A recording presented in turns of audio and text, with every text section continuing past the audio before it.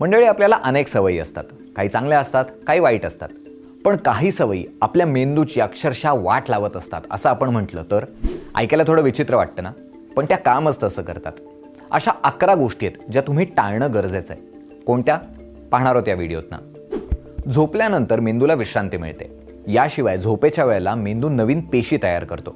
मात्र जर तुम्ही 7 तासांपेक्षा कमी झोपला तर नवीन पेशी तयार होत नाहीत. सोबतच झोपेच्या कमतरतेमुळे डिमेन्शिया, अल्झायमर अशा आजारांचा धोकाही वाढतो. जर तुम्हाला तुमच्या मेंदूचं संरक्षण करायचं असेल तर एकच उपाय आहे, रोज रात्री किमान 7 तासांची झोप घेणं. 8 तास झोपलात तर आणखीन उत्तम. अमेरिकेच्या न्यूरोलॉजी आणि वेलनेस सेंटरच्या मते आपल्या मेंदूचं सर्वात जास्त नुकसान हे अपुऱ्या झोपेमुळे होतं. प्रौढांसाठी पुरेशी झोप म्हणजे दिवसातल्या 24 तासांपैकी 7 ते 8 तासांची. रात्री सलग झोप घेणं चांगलं असतं असंही तज्ज्ञ सांगतात. रात्रभर न जेवल्यानंतर दिवसभर काम करण्याची ऊर्जा नाश्त्यातनं मिळते. पण आपल्यातले अनेक जण सकाळी घाई करतात आणि नाश्त्यासारखी महत्त्वाची गोष्ट सोडून देतात.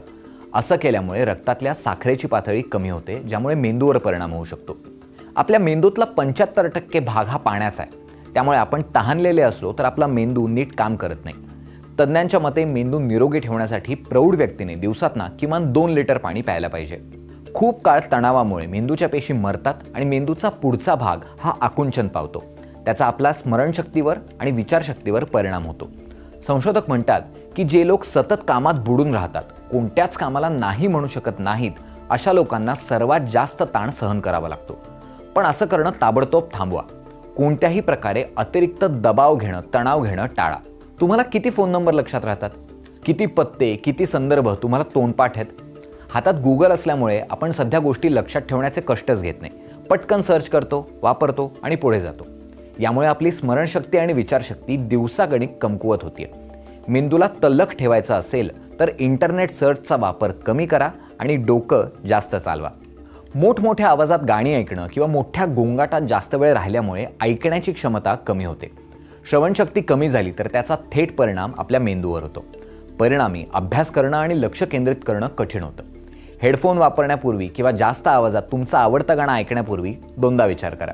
लोकांमध्ये न मिसळणं, लोकांशी बोलणं, गप्पा मारणं हे तुमच्या मेंदूच्या आरोग्यासाठी खूप महत्त्वाचं आहे. एकट्याने जास्त वेळ घालवल्यामुळे तुमच्या मेंदूवर पुरेशी झोप न मिळण्या इतकाच वाईट परिणाम होतो. मित्रमैत्रिणींसोबत आणि घरातल्या लोकांसोबत राहिल्यामुळे आपला मेंदू ताजातवाना राहतो. नकारात्मक विचारांमुळे एकीकडे तणाव, नैराश्य आणि चिंता निर्माण होते. म्हणून नकारात्मक विचार तातडीने थांबवण्याचा प्रयत्न करा. असं वारंवार केल्यास सवय होईल. तुम्हाला एकट्याला हे शक्य नसेल तर मानसोपचार तज्ज्ञांची सुद्धा मदत घ्या. जे लोक तुमची एनर्जी खाली आणतायत त्यांच्यापासून सुद्धा अंतर ठेवण्याचा प्रयत्न करा.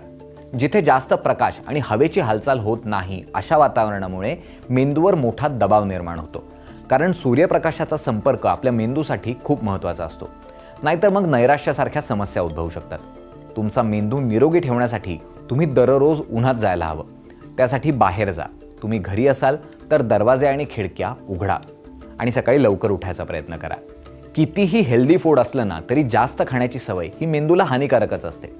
संशोधनांना असं दिसून आलंय की जास्त खाल्ल्यामुळे मेंदूच्या धमन्यांमध्ये अडथळे तयार होतात आणि रक्तप्रवाह कमी होतो.